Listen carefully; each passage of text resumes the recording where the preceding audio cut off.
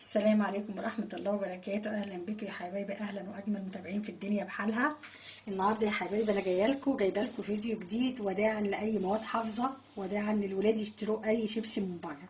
احنا جايين النهاردة عشان نعمل شيبسي بيتي بطريقة ممتعة وجميلة جدا. أول حاجة البطاطس. انا جايبه البطاطس ديت، انا ما رضيتش اقشرها غير معاكم عشان اعرفكم البطاطس اللي هي بتاعه التحمير بتاعه الشيبسي.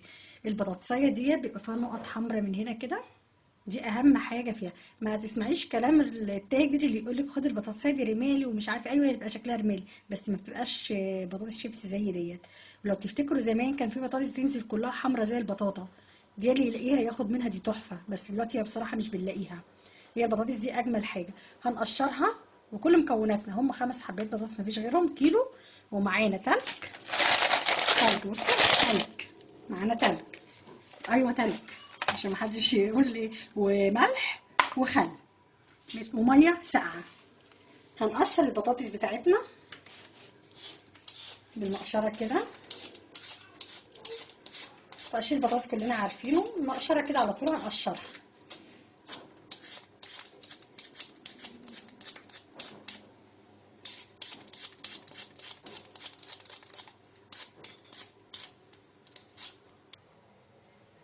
معانا شباسه زي كده نعمل بيها كده.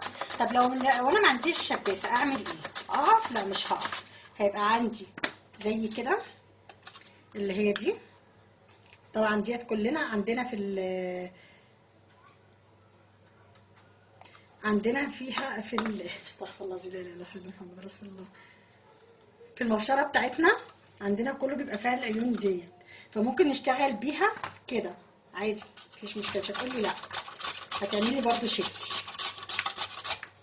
هتنزلها لي شيبسي زي كده برضو، مش هتقول لا. وممكن اشتغل بديت لو ما عنديش دي ولا دي، اشتغل بدي. وممكن حركه تانية بالسكينه، بس طبعا اللي تعرف تحافظ على نفسها كده بالراحه اهي، بالسكينه كده هتشتغل بيها.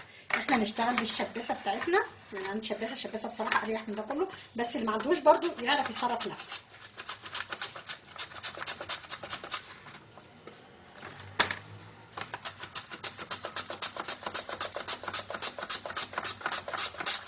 وانا بشبس كده هروح عامله حاجه، حاطه التلج بتاعي في بوله كبيره زي كده، واحط الميه، واحط الملح، واحط معلقتين خل. هسيب الكلام ده كله منقوع فيهم لمده ربع ساعه. احنا عملنا فيديو قبل كده عن التلج في تفريز الخضار، وقايلين التلج بيعمل ايه في تفريز الخضار. بيشد اي خضار، بيخليه يحيى، بيشده كده ويبقى كويس. فهي نفس الحركه اللي احنا عملناها في تفريز الباميه وفي الخضار بتاعنا، نفس هي دي بالظبط. فانا هشتغل كده واحط كله في التلج لمده ربع ساعه، وهو ما نحمر ارجع لكم تاني.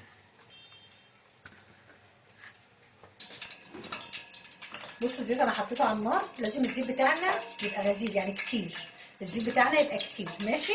وقبل ما الزيت بتاعنا ما يسخن هروح واخده شويه كده واصفيهم من الميه كويس، عشان الزيت بتاعي ما يفورش ويبهدل لي الدنيا.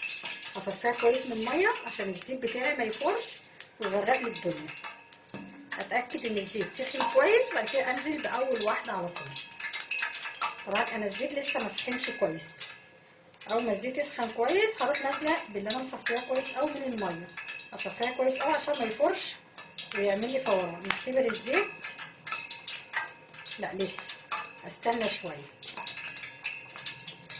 الزيت بتاعنا كل ما بيسخن هيطلع لي البطاطس بتاعتي في منتهى الجمال وتطلع بسرعه، ما تطولش تشرب زيت.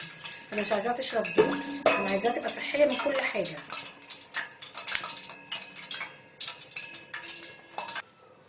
الزيت بتاعي سخن، هروح نازله كده بالبطاطس.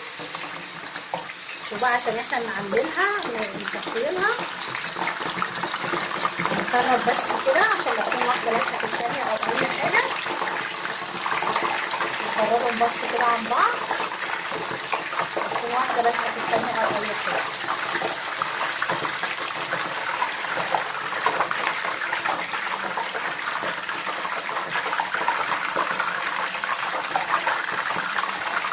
ونكون نخرج بالمقصوصه بتاعتنا كده ولا تكون واحده لازقه او اي حاجه، كله يتفرج عن بعض.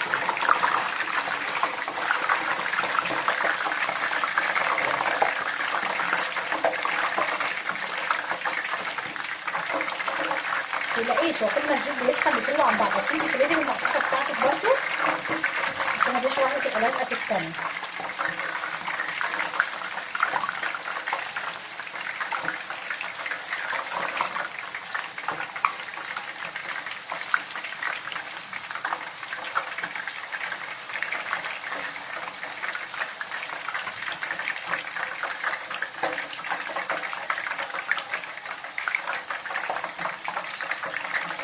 بص كله فرد عن بعضه ازاي.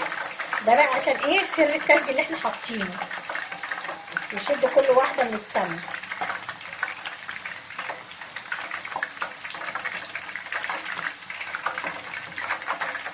ولا مواد حافظه بقى ولا كلام من ده ولا اي حاجه. انا عن نفسي بدات اعمل الحاجات ديت في البيت، الولاد بقى يتبسطوا منها ومبقاش يهتموا على اللي بره زي اللي في البيت، بقى بيحبوه اكتر.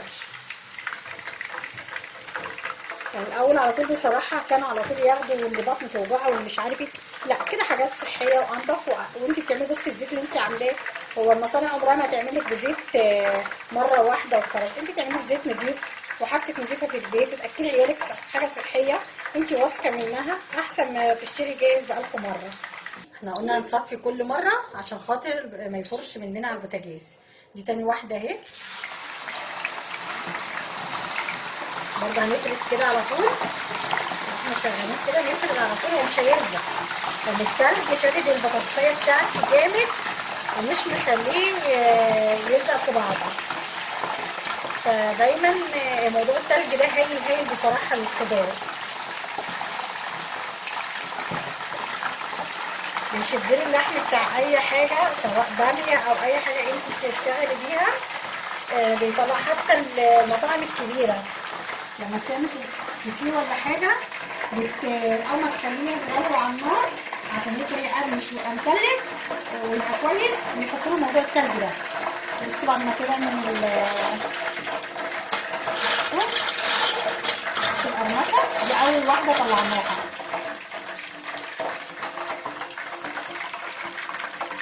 بس هو من نفسه بصوا بتزيد البطاطسيه من التانيه، اللي بتشم الزيت والبروده تمشي منها فبتجري من التانيه. بس انت برضو بايديكي كده وانت ماشيه بالمقصوصه وافردي انت عشان ما فيش واحده تطبع على التانيه ويستووا اتنين لازقين في بعض، لا افردي كده على طول.